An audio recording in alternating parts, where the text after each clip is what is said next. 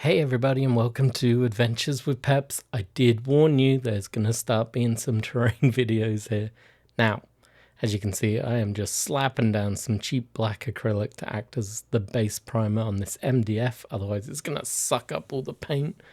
And while I'm doing that, we can talk about this actual project. I've decided to actually get my terrain all painted up, ready to use for Judge Dredd and any other sci-fi game. I want to theme my board. It's something I do. Basically, I know I'm primarily playing sci-fi games, whether it be Judge Dredd, ABC Warriors. It doesn't really matter what it's going to be. But everything's going to have the same sort of color palette. It's going to be a grays, reds, muted industrial look. And then slowly we'll come back to some of these buildings as we go along. And we'll give them some real character, maybe change the colors on them. Add signs, add posters, all that kind of stuff. So this is going to be an ongoing project, but the base colors is red for rooftops, grays, white, gray, beige maybe for the base of the buildings, and then we'll go from there as projects carry along down the way. So this was the Strontium Dog's solar farm, and as you can now see, I'm adding some texture paste onto certain areas. This is the hide seams made by the MDF. Also adds a little bit of wear and tear to the to the building. But yeah, this came with Strontium Dogs. Most of you might actually have this in your collection if you're following my channel. It looks like Warlord Games have stopped producing it. It originally came with Sarissa Precision. That is a hard word for me to say. Came with generators and some solar panels that might appear in some later videos. But for now, we're focusing on this. I've got a vision already for it. On my table that I'm building, I have a dice tray area that is kind of a chemical pit. It makes sense. I'll show that off in a later video. But I'm thinking maybe this is something to do with that. Maybe I'm going to have like a chemical junkyard pit area. Or maybe it's a Grok's pot factory. I've just been reading The Pit again recently. I've reached the Grok pot stage, which I do love. And as you can see, we are now reaching the painting stage. We are getting the brown paint on all the texture paint. Is going to hopefully, if it pokes through the grey or the red, look like rusty areas. Just adds that little bit of texture. I'm just slapping it down everywhere. I'm not going to waste any paint. I personally hate painting terrain, but my last terrain video did pretty well. So maybe you guys also hate terrain painting and you're trying to work out nice, easy ways of doing it. Ultimately, everything's going to be heading towards the Sector 102 idea, which is obviously part of Mega City 1. It's going to be on the edge of the Black Atlantic. It kind of represents an area in, I think it's Delaware. I'm looking at the map of map of America. It's the old city of Cambridge is what it's going to be, which is kind of like a fishing town. So even though I'm going to have Sector 102, the Dan Abnett block is my main block. A lot of it is going to be set inside in like the promenade area of that block. So most of these are going to be shops. They're going to be, I want to do like park features.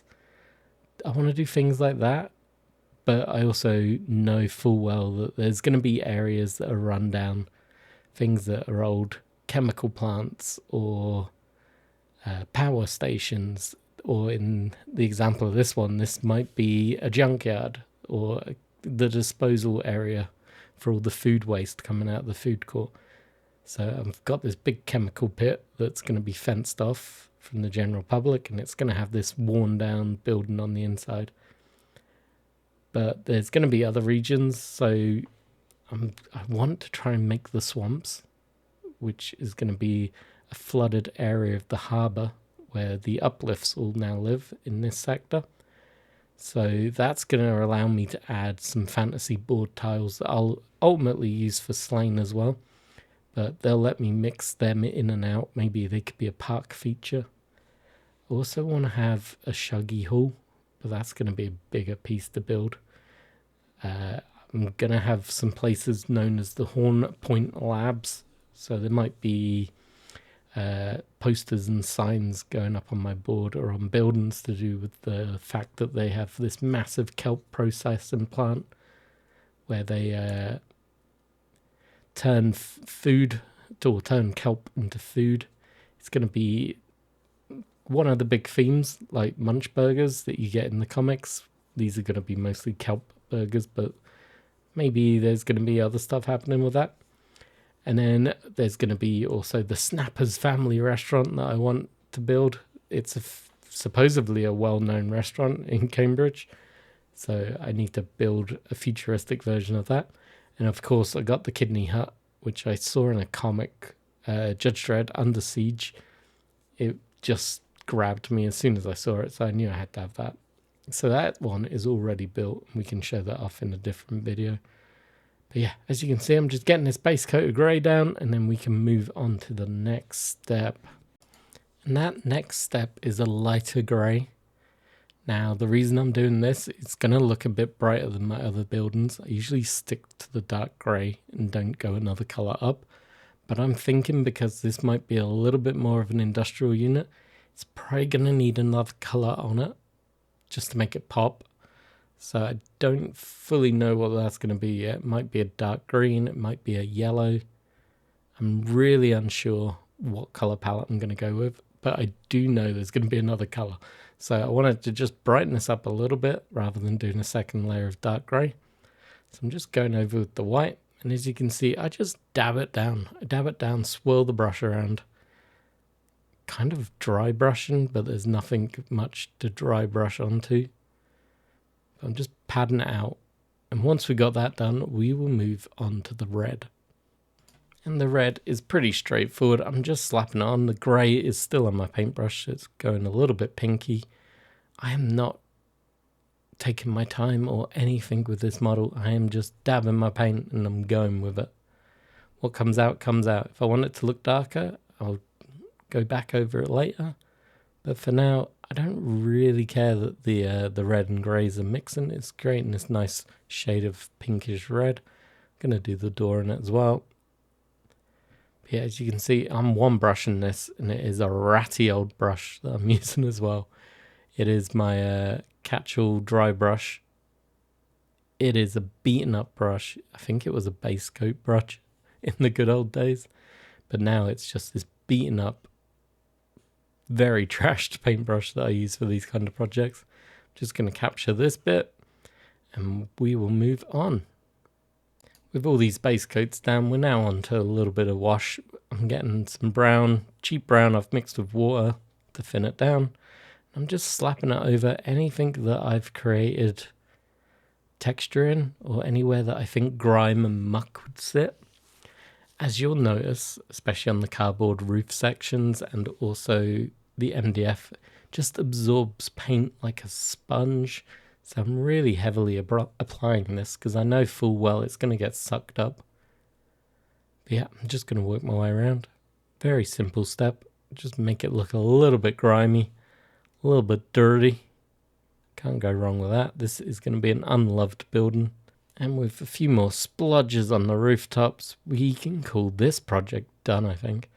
Let's get the roof on. Oh, actually, I just missed this. I've missed the roof completely. Splotch. Speed this up. There we go. Add some shading onto it. Sorry, I'm a little bit off camera here. There we go. Right. Getting these recesses, make it look dirty. It's got some grime. This is where people come to work. It's not anywhere nice. I'm really struggling to think what this could be. I know I want it near the chem pit. It's going to have to be like some sort of sewage works. It's probably where all the food court dump their food at the end of the day, and these guys melt it down in the chem pit. Maybe it gets squelched over to kelp pharmaceuticals or kelp labs, and they turn it into the next round of food for the unwilling citizens of Sector 102. But yeah, I'm just splatting paint down. There you go. And then we'll put it on top, I'll take some glamour shots and we'll call it a day. As always, I hope I've inspired you a little bit to do some painting, and I will catch you in the next video very soon. Cheers for watching.